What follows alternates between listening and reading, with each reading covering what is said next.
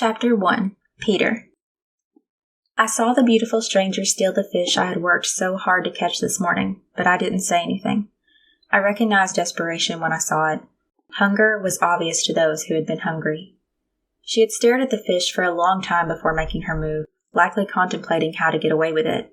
Her hands twitched toward it, so slightly that I wasn't even sure if she knew she was doing it. I turned away from her to help another customer, and when I turned back to see if she needed help too, I saw her drop the fish into her clunky, oversized brown purse and disappear back into the bustle of the noon crowd at the farmer's market. The concern that washed over me was startling. She looked close to my age, but it was hard to tell if she was still in high school or out on her own in the world. I wanted to ask her why she took it, how long it had been since she had her last meal, and if she had a plan to take care of herself. I didn't say any of those things, of course. The idea was preposterous. I had to keep my distance. If I didn't get close to people, the odds of getting upset went down dramatically. If I didn't get upset, I wouldn't turn into the wolf. If I didn't turn into the wolf, I wouldn't hurt anybody again. My guilt was strong enough as it was. I didn't need anything else to add to my list of regrets and keep me up at night. Staying away from her was the best thing I could do, so I didn't demand that she pay for the fish. And I didn't offer any personal advice on dealing with hunger. I watched as she moved through the crowd, feigning stealth. She looked as guilty as she was. Depending on how hungry she was, especially if she was to the point of starving, the market would be a torturous place for her. The scent of food was inescapable.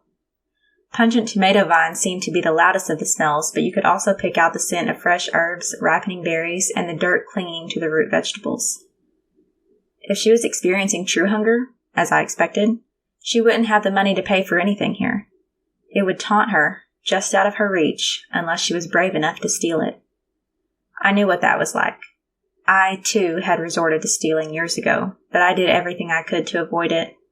I hoped she had done the same. I could forgive an act of desperation, but not selfishness. After a few moments, I lost her in the sea of movement and excitement. The buzz of mindless chatter made it hard for me to focus. I longed for the isolation of the woods and the sounds of nature. Humans were loud and obnoxious. They used 15 words when they only needed 2. "Are you planning on paying for that, Missy?" a man barked from further down the market. I recognized his voice. He was one of the fruit and vegetable vendors. I didn't have to look to know that it was her he was calling out.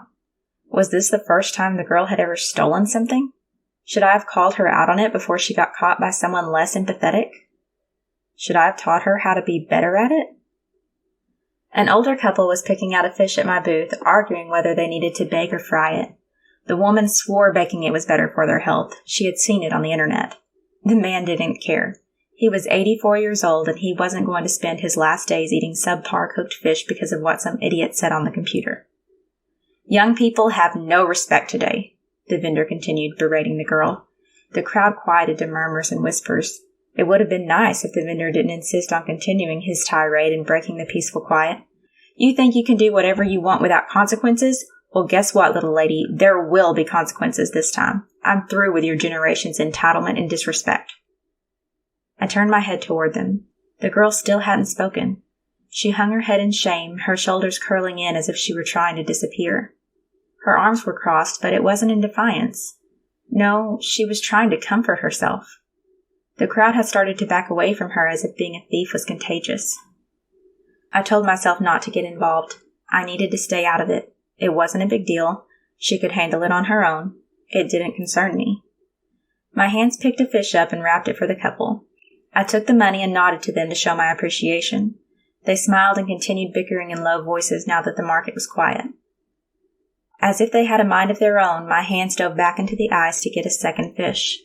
I was surprised to feel the cold on my fingers as I wrapped it up and started walking toward the scene. I couldn't stop. I couldn't stay out of it. My brain knew better, but my feet kept moving toward them, weaving through the frozen onlookers.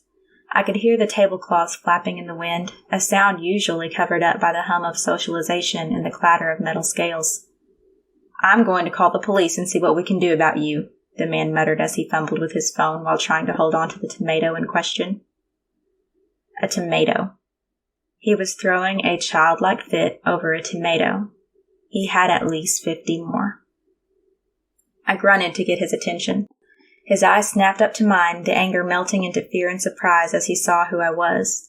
We had sold in this market together for over a year and had never spoken before. I wasn't about to break that silence.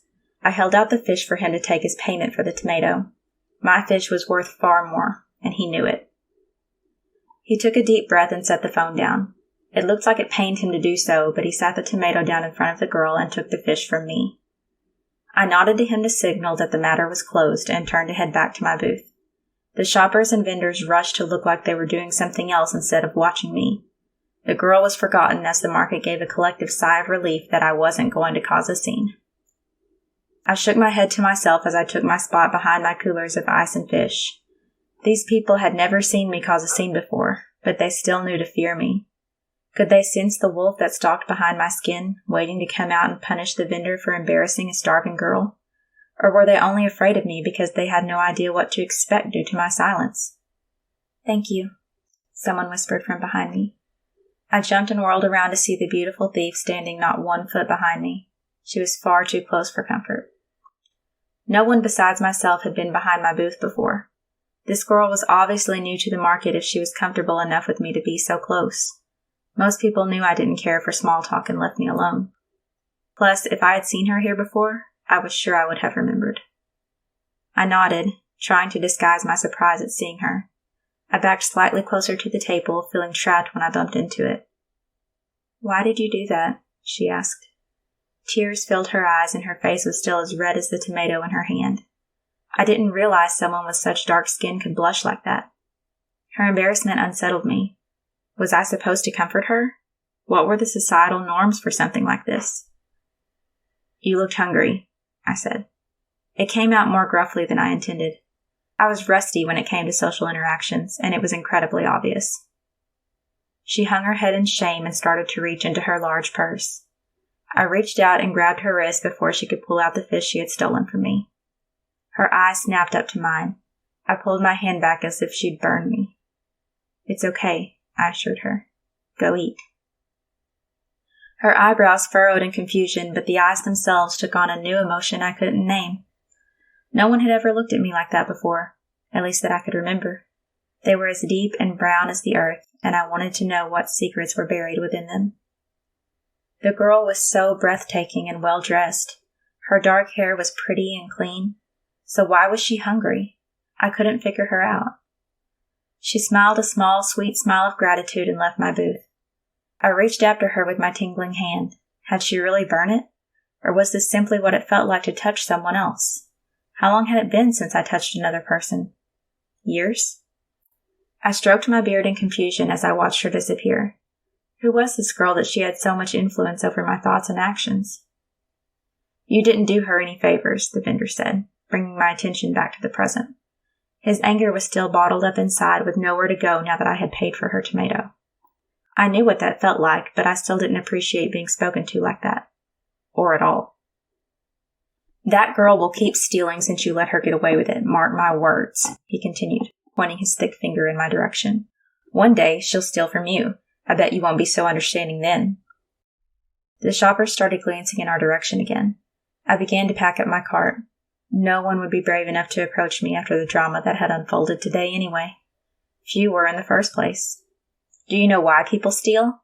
It's because they are selfish, entitled brats who think everything belongs to them. They don't realize that we slave away to bring these fresh goods to the market. I didn't look at or speak to him as I put away the last of my things. My cart was much fuller than I was used to at the end of a workday. I would have to eat a lot of fish to make sure it didn't go to waste. "Hey, I'm talking to you," he said, his voice getting louder and filled with that misplaced anger. I took a deep breath, in through my nose and out through my mouth. I would not take on his anger. I would not turn into the wolf. I was in control. "You are right, sir," I stated in a calm voice. His ears and eyebrows moved back in surprise. Whether he was surprised that I spoke or that I agreed with him, I couldn't say. "But sometimes people steal because they're hungry," I finished. His anger returned. "Even if you're hungry, you should think about what other people have to go through to sell the items you're stealing." I nodded, keeping my calm. "You should." but it's hard to think about other people when all you are focused on is survival. I left without gauging how my response affected him. Did he huff off, stuck in his anger and unable to see anyone else's point of view? Or did he gasp as he realized that a drowning man will drown someone else in an attempt to save himself? As I made my way into the woods, all thoughts of the vendor and the thief faded away as I realized that my cart was 2 fish lighter than my wallet was heavier, and there were 4 fish still in the cooler that remained unsold. My charity was going to put me behind, and I might not make enough to buy food for the winter. And if I was cold and starving, I would be so upset that the wolf was sure to come out and take over for as long as he pleased. And when he was through with me, I would wake up in the woods alone and naked, and no one would even miss me for the months or years I was gone.